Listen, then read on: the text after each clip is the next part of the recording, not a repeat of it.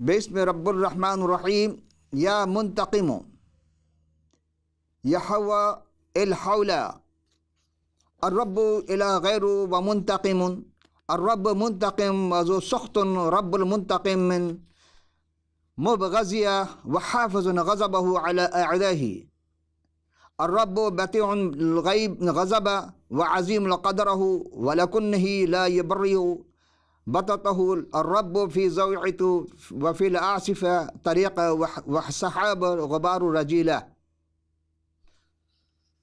صدقہ الہ العالمین۔ تمام حمد و ستائش اس ذات منتقم کے لیے جس نے حضرت موسیٰ کلیم اللہ کی معرفت اپنی پہلی اور جامع کتاب جس میں آخری شریعت، طریقت، معرفت، حقیقت، عظمت و رفعت، الہیت، الوہیت، ایمانیت و شفقت، قدوسیت، فضیلت، قہاریت، جلالیت، خلاقیت، رزاقیت اور بھی بہت سارے عنوانات کے تحت وہ انسانوں کو مخاطب کرتا ہے، اور اجسام میں قلب و سر و روح و خفی اخفا اور بدایت سے لے کر نہایت تک غرض کے ہر طرح سے قانون کی کتاب یعنی توریت شریف 5 صورتہائے پر مشتمل، اور کل تقریباً بائبل مقدس یا کتاب مقدس جو 1600 سالوں پر مشتمل 40 مقدسین کے ذریعہ روح القدس کی تحریک سے رب العالمین نے اسے تحریر کروائی، اور قیامت تک آنے والے انسانوں کے لیے یہ ضابطۂ حیات ہے۔ اس میں ہر طرح کی ہر وہ باتیں درج ہیں، ہر نبی کے ہر وہ اوصاف درج ہے کہ کس نے کس سے کس طرح کب کہاں اور کیوں کلام کیا، اور خدا کے کلام سے کون کون منحرف ہوا۔ خدا ہر وہ بات بیان کرتا ہے، لیکن یہاں ہم جب دیکھتے ہیں منتقم، یہ اس میں صفاتی رب العالمین قرآن شریف میں کسی بھی مقام پر نہیں ہے۔ اگر آپ کو مل جائے تو آپ ہمیں ضرور اس کی اطلاع دیجیے۔ خداوند تعالیٰ آپ کو برکت عطا فرمائے۔ حقیقی عرفان مظہر صفات خداوندی یعنی اسماء الحسنہ کے ہم اس پروگرام میں آج جس اسم کو ہم نے منتخب کیا وہ ہے یا منتقم، اور آپ تمام سامعین و ناظرین خدمت میں سلام اور خوش آمدید۔ عزیزم، ہم چلیں گے سب سے پہلے کہ منتقم کے کیا معنی ہیں اور یہ لفظ قرآن میں کہاں سے آیا۔ دراصل یہ اسماء صفات الہیہ میں جب ہم عبرانی زبان میں دیکھتے ہیں تو وہاں یحوی الحول جس کے معنی ہیں خداوند انتقام لینے والا ہے، اور انتقام کے معنی عربی اور فارسی میں مذکر کے طور پر استعمال ہوتا ہے جس کے معنی بدلہ، عوض یا پاداش۔ اور انتقام کی اصل وجہ کیا ہے یا انتقام کا تعلق کن کن وجوہات کی بنا پر ہوتا ہے؟ لالچ، طمع، انا، تکبر، غرور، گھمنڈ یا دل کی کیناوری اور جھوٹ ہی انتقام کی اصل وجہ ہے۔ آئیے اب ہم دیکھتے ہیں کہ پہلی شریعت یعنی شریعت کی پہلی کتاب، اس میں انتقام کس نے کس سے کب اور کیوں لیا۔ تو یہ پیدائش تکوین اس کے 4 باب کی 1 سے 16 آیت، لیکن ہم پورے نہیں تلاوت کریں گے بلکہ ہم اس کا خلاصہ اپنی خدمت میں پیش کریں گے۔ مزید آپ اپنے علم اضافہ کے لیے آپ کتاب مقدس کا ضرور مطالعہ کیجیے۔ پروردگار عالم نے حضرت آدم اور حضرت حوا علیہ السلام کو پہلے 2 فرزند عطا کیے۔ بڑے کا نام قائن جسے قرآن شریف میں قابیل کہا گیا ہے، جو کسان تھا یعنی زراعت کا کام کرتا تھا، اور چھوٹا جس کا نام حابل ہے قرآن شریف میں سے حابیل کہا گیا، یعنی قافیہ پیمائی ہے، قائن کو قابیل اور حابل کو حابیل، یہ کے اضافے کے ساتھ اور اس میں لام کے اضافے کے ساتھ ہے۔ یہ چھوٹا یہ بھیڑ بکریوں کا چرواہا تھا، خدا تعالیٰ کے حکم پر عمل کرنے والے تھے۔ جب خدا تعالیٰ نے اپنے پسندیدہ چیز کے لیے ان سے کہا کہ میرے حضور پیش کرو، اور اسی چیز کو سورہ اعراف میں بھی بتایا گیا ہے کہ پیغمبر اسلام سے کہ جب ان آدم کے ان دونوں بیٹوں کا قصہ بیان کرو کہ جب خدا نے کہا کہ تم اپنی نظر ہمارے حضور پیش کرو یعنی نیاز پیش کرو، اب جو بھی اس کو تصور کر سکتے ہیں کہ خدا پاک و پاکیزہ چیز کو قبول کرتا ہے۔ اب آئیے اس کی تفصیل ہم دیکھتے ہیں۔ تو چند دنوں کے بعد یہ ہوا کہ قائن اپنے کھیت کے پھل کا ہدیہ خدا کے حضور پیش کرتا ہے، اور حابیل بھی اپنے بھیڑ بکریوں کے پہلوٹے بچوں کا اور کچھ ان کی چربی کا ہدیہ خداوند کو پیش کرتا ہے۔ خداوند نے حابیل اور اس کے ہدیے کو منظور کیا، پر قائن اور اس کے ہدیے کو نامنظور۔ اس لیے قائن بہت ہی نہایت غضبناک ہوا اور اس کا منہ بگڑا۔ تو خداوند نے قائن سے کہا کہ تو کیوں غضبناک ہوتا ہے اور تیرا منہ کیوں بگڑا؟ اگر تو بھلا کرے تو کیا تو مقبول نہ ہوگا، اور اگر تو بھلا نہ کرے تو گناہ دروازے پر دبکا بیٹھا ہے اور تیرا مشتاق ہے، پر تو اس پر غالب آ۔ اور قائن نے اپنے بھائی حابیل کو کچھ کہا، اور وہ دونوں اس وقت کھیت میں تھے۔ تو یوں ہوا کہ قائن نے اپنے چھوٹے بھائی حابیل پر حملہ کیا، اسے قتل کر ڈالا، یعنی روئے زمین پر پہلا قتل۔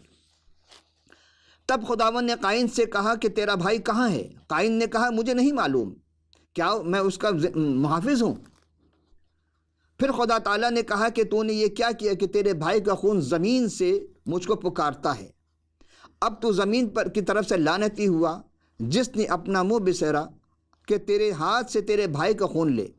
جب تو زمین کو جوتے گا تو وہ اب تجھے اپنی پیداوار نہ دے گی، اور زمین پر تو خانہ خراب اور آوارہ ہوگا۔ تب قائن یعنی قابیل نے خدا کے حضور منت سماجت کی کہ میری سزا برداشت سے باہر ہے، یعنی جو سزا آپ دے رہے ہیں وہ میری برداشت سے باہر ہے۔ دیکھیے، اب آپ نے مجھے روئے زمین سے نکال دیا ہے، اور میں آپ کے حضور سے روپوش ہو جاؤں گا اور زمین پر خانہ خراب اور آوارہ رہوں گا، اور ایسا ہوگا کہ جو مجھے پائے گا قتل کر ڈالے گا۔ تب خداوند نے اسے کہا نہیں، جو قائن کو قتل کرے اس سے 7 گنا بدلہ لیا جائے گا۔ اور خداوند نے قائن کے لیے ایک نشان ٹھہرایا کہ کوئی اسے پا کر نہ مار ڈالے۔ سو قائن خدا کے حضور سے نکل گیا اور عدن کی مشرق کی طرف نوت کے علاقے میں جا بسا۔ عزیزم، ہم یہاں آپ کی خدمت میں توریت شریف کا یہ چوتھا جو سورہ ہے مبارکہ، اور پھر ایک اور ہے عدد یعنی گنتی کہتے ہیں، اس سے بھی ہم منسوب کرتے دیکھتے ہیں کہ دراصل یہاں ایک سبق دیا جا رہا ہے کہ انتقام لینے والا خدا کی ذات ہے۔ اب وہ چاہے تو انتقام لے، چاہے تو نہ لے۔ خدا نے انتقام نہیں لیا بلکہ مہلت دی۔ اب ہم آگے چلیں گے کہ مہلت خدا کیوں دیتا، انسان کیوں نہیں لیتا۔ تو اس میں ہوتا ہے کہ دراصل بنی اسرائیل کو ان تقریباً 40 سال کی جو تواریخ ہے بنی اسرائیل کے بیابان میں رہنے اور پھر ان کو قید و مصیبت کی زندگی گزاری، وہ تمام حالات، لیکن وقت طوالت کے باعث ہم اس کو حذف کرتے ہیں۔ چند چیدہ باتیں آپ خدمت پیش کرتے ہیں، جن کے دوران کوہ سینا سے روانہ ہو کر اس ملک مشرق کے سرحد تک پہنچے، یعنی جناب موسیٰ علیہ السلام کے ساتھ تھے، جس کو خدا تعالیٰ نے حضرت ابراہیم علیہ السلام کو دینے کا وعدہ کیا تھا۔ کتاب کا نام تاریخ کی ایک نمایاں خصوصیت کی نشاندہی کی جا رہی ہے یہاں پر، اور وہ ہے مردم شماری۔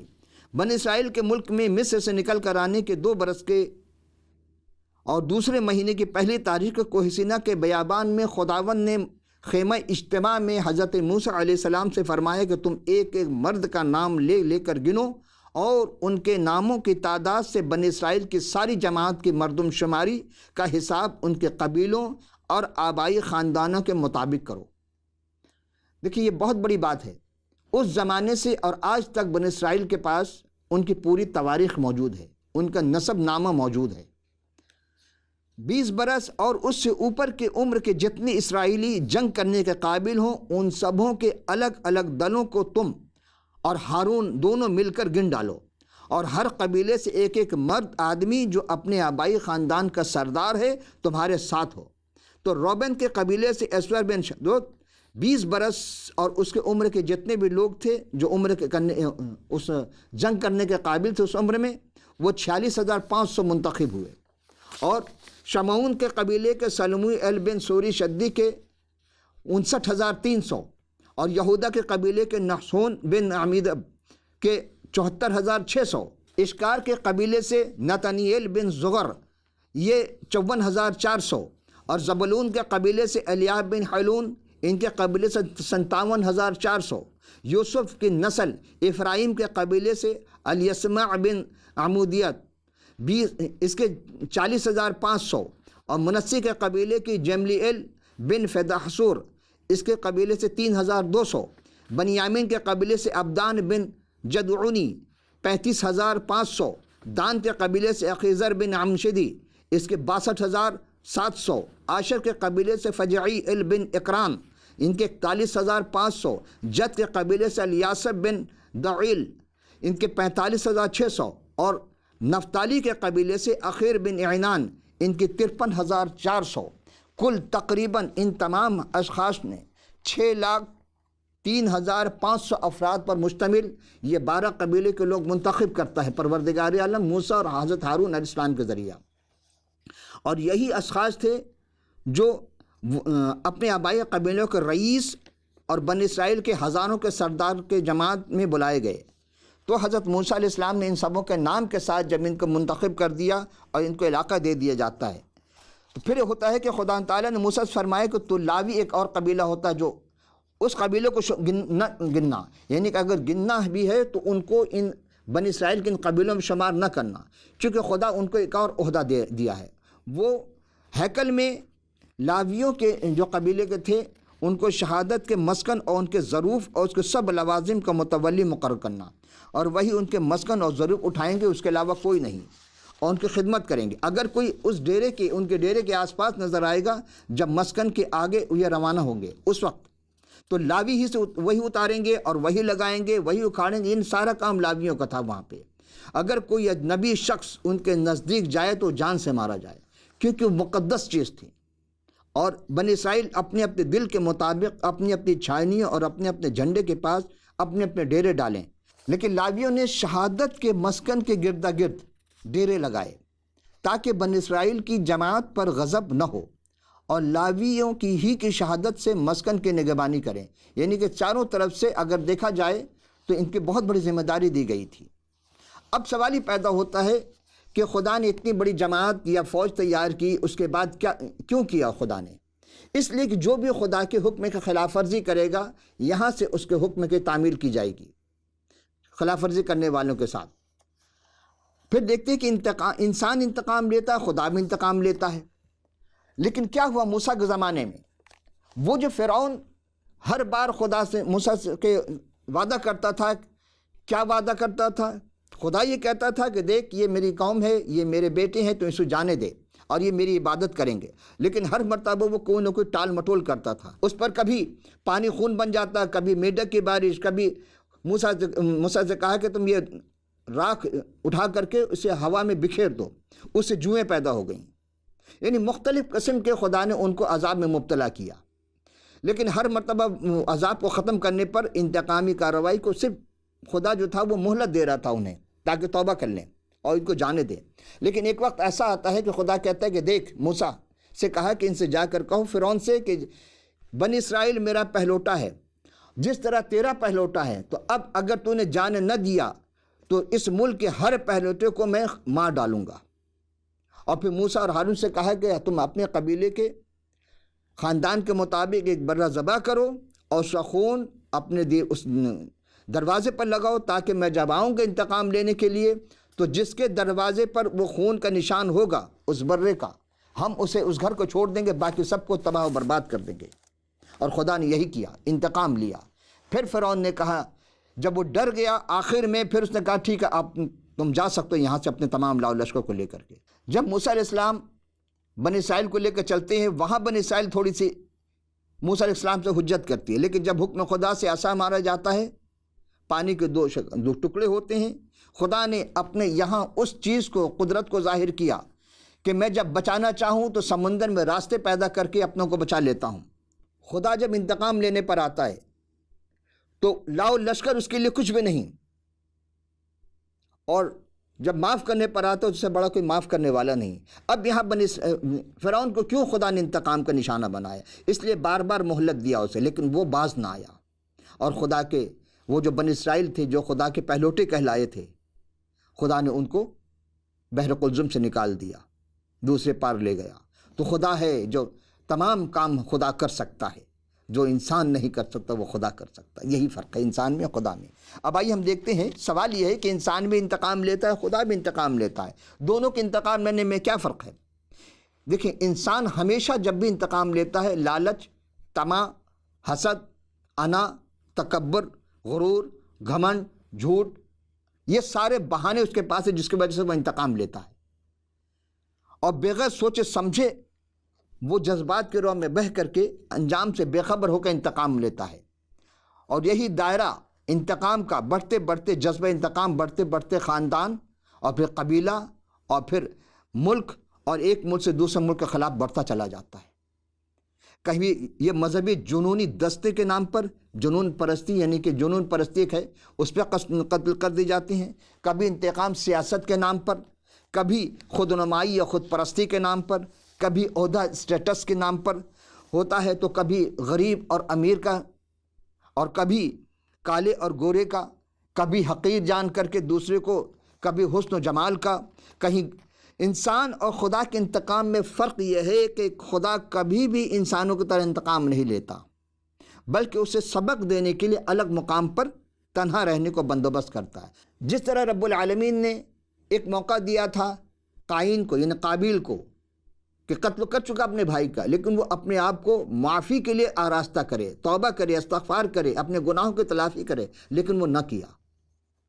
اور پھر خدا نے انتظام رکھا ہے، خدا نے، کہ اس کو کسی نہ کسی مقام پر لے جاتا ہے تاکہ وہ تنہا رہ کر کے وہاں اپنی غلطی کا احساس ہو جائے اور پھر معافی مانگ لے۔ اسی لیے خدا تعالیٰ قائن کو بھی مہلت دیا اور اس کی حفاظت کا بھی انتظام کیا کہ اگر کوئی قائن کو قتل کرے گا تو خدا اسے 7 گنا بدلہ لے گا۔ اسی لیے خدا انسان سے جتنی محبت کرتا ہے کسی اور مخلوق سے نہیں کرتا، کیونکہ خدا نے انسان کو اپنی صورت، اپنی شبیہ پر بنایا ہے، اور وہ ایک انسان کا قتل پوری انسانیت کے قتل کے مترادف قرار دیتا ہے۔ اب ہم پھر سوچتے ہیں، پھر سوال پیدا ہوتا ہے کہ انسان انتقام لینے میں عجلت کرتا ہے اور خدا تاخیر، آخر کیوں؟ دراصل بندہ اس لیے جلدی کرتا ہے کہ ابھی وقت ہے، غنیمت ہے، میں طاقتور ہوں، میرے پاس طاقت ہے، فورس ہے، ہر چیز ہے، اسلحہ ہے، میں لیس ہوں ہر طریقے سے۔ ایسے موقع پر ازلی دشمن جو ہے خدا کا اور انسان کا، یعنی ابلیس، شیطان مردود، وہ ذہن میں، دل میں اور وسوسے ڈال دیتا ہے اور راغب کرتا ہے کہ اپنے دل کی حسرت پوری کر لو۔ پتہ نہیں بعد میں موقع ملے نہ ملے، اس لیے انسان اجلت بازی سے کام کر جاتا ہے اور پھر اسے سوائے شرمندگی کے اور کچھ حاصل نہیں ہوتا۔ عزیزان محترم، اب یہ پھر سے سوال وہی ہے کہ پھر خدا اجلت کیوں نہیں کرتا؟ اس لیے نہیں کرتا کہ انسان کو تو خدا نے ہی بنایا ہے، وہ اس کی ہر چیز سے واقف ہے، اور خدا تعالیٰ انسان کو خدا سے بہتر کون جان سکتا ہے؟ کوئی نہیں جان سکتا۔ انسان اپنے آپ کو بھی نہیں جان سکتا ہے کہ وہ کیا ہے۔ اسی لیے خدا اسے اجلت نہیں کرتا تاکہ اس کا بندہ اپنی خطاؤں، گناہوں، لغزشوں سے توبہ کر لے اور اس وحدہ لا شریک پر ایمان لا کر اس کے احکام پر عمل پیرا ہو جائے اور اپنے آپ کو نجات اخروی کے لیے تیار کرے، یعنی ابدی زندگی جہاں سے گزارنی ہے اس کے لیے اس کے پناہ میں آ جائے۔ اسی لیے خدا اجلت نہیں کرتا، اسے موقع دیتا ہے۔ خدا ہر کو موقع دیتا ہے۔ اب آئیے ایک اور سوال ہے کہ انسان یا حیوان بھی ہمیشہ اپنے کمتر ہو اور کمزور سے کیوں انتقام لیتے ہیں؟ بات وہی آ گئی، کسی نے سوال کیا، اسی لیے سارے سوال کے انداز میں ہم آپ کو جواب دیتے ہیں۔ اس لیے کہ انسان یا حیوان یہ دیکھتا ہے کہ جب کوئی کمزور نظر آتا ہے اس پہ فوری قابو کر لو، اسے فوری اپنی گرفت میں لے لو۔ شکار دام میں آ گیا ہے، پھنس گیا ہے، لہٰذا اس کو جیسا چاہو استعمال کر لو، اسی لیے وہ انتقام لیتا ہے۔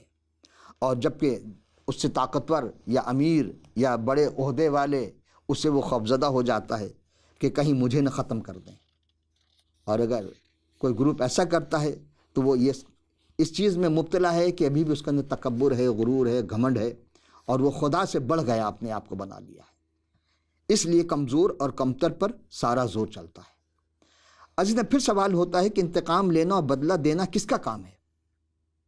آئیے استثناء کی کتاب اور اس کے 32ویں رکوع کی 35ویں آیت میں ہے، اس وقت جب ان کے پاؤں پھسلیں تو انتقام لینا اور بدلہ لے دینا میرا کام ہوگا۔ کون کہہ رہا ہے؟ یہ خدا کی طرف سے، خدا کا کام ہے، کیونکہ ان کی آفت کا دن نزدیک ہے اور جو ہاتھ سے ان پر گزرنے والے ہیں وہ جلد آئیں گے، کیونکہ خدا سے بہتر کوئی نہیں جانتا۔ اب پھر سوال ہوتا ہے کیا انتقام لینے کا بھی کوئی دن اور وقت مقرر ہے؟ جی ہاں،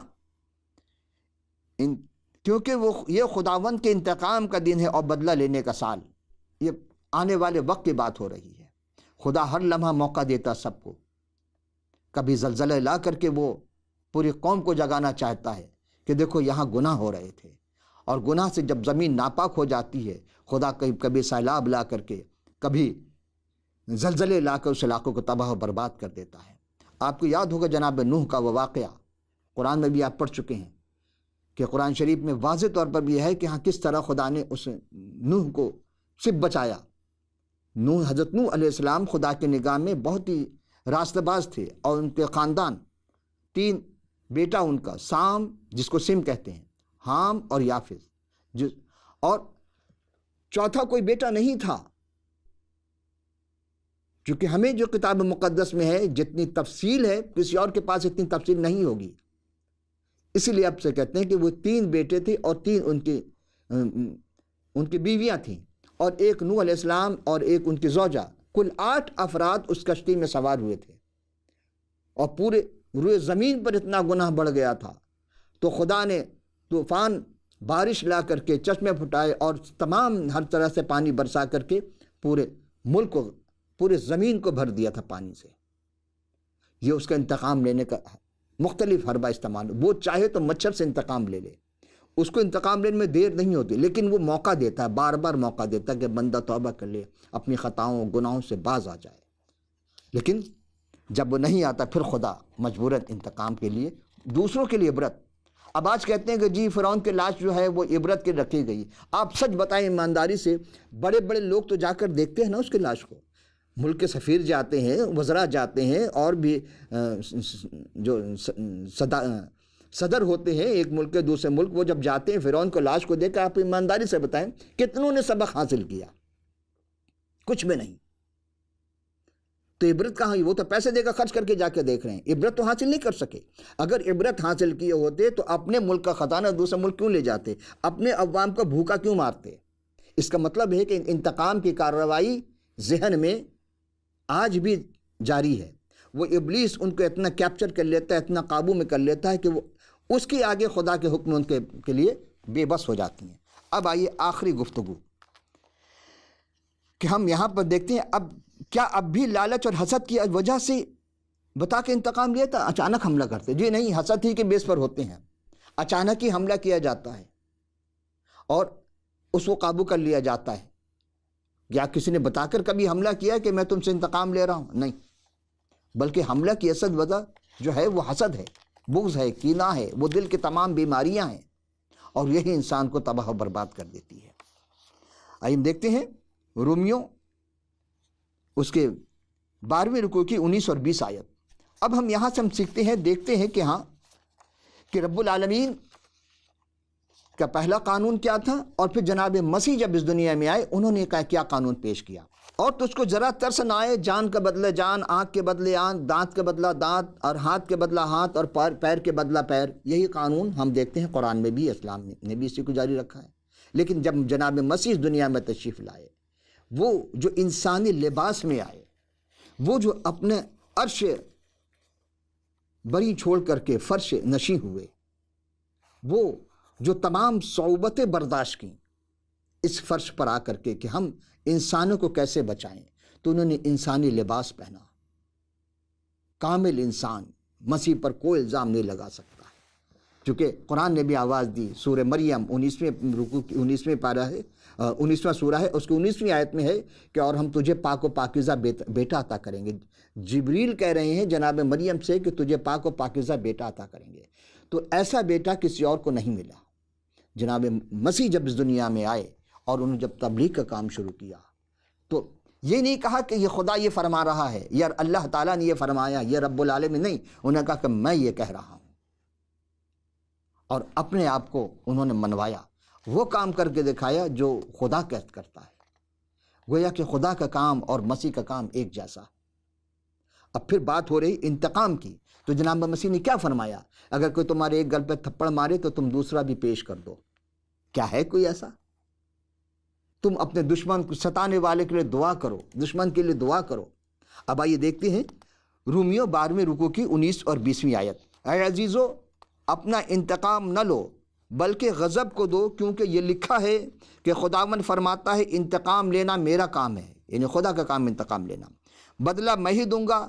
بلکہ اگر تیرا دشمن بھوکا ہو تو اس کو کھلا، اور اگر پیاسا ہو تو اسے پانی پلا۔